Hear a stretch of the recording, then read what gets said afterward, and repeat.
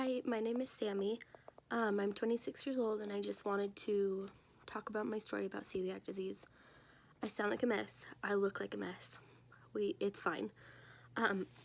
So basically I just wanted to introduce myself and talk about how I was diagnosed and the symptoms that I had.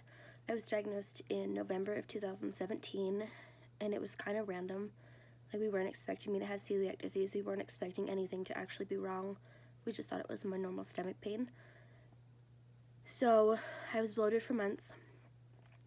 We couldn't figure out why, and then I gained about 40 pounds when I wasn't really eating anything. Sorry, I'm reading off of a paper.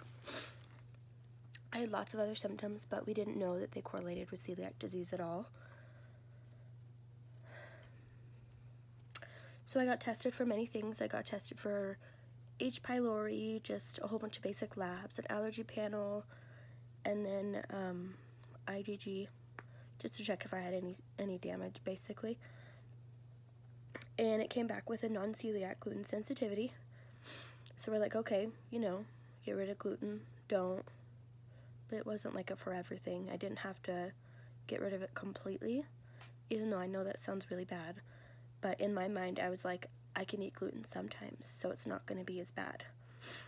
But I went to GI because the symptoms were still happening even when I got rid of gluten sometimes. So we did a scope.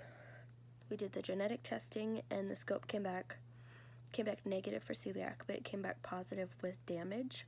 And then we did the genetic test, came back positive. So my GI doctor said, you have celiac disease in November of 2017, the week before Thanksgiving.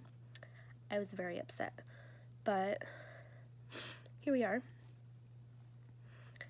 It was really rough at first. I didn't follow through, and I ate gluten. I ate whatever I wanted, and I was like, wow, I feel really terrible all the time.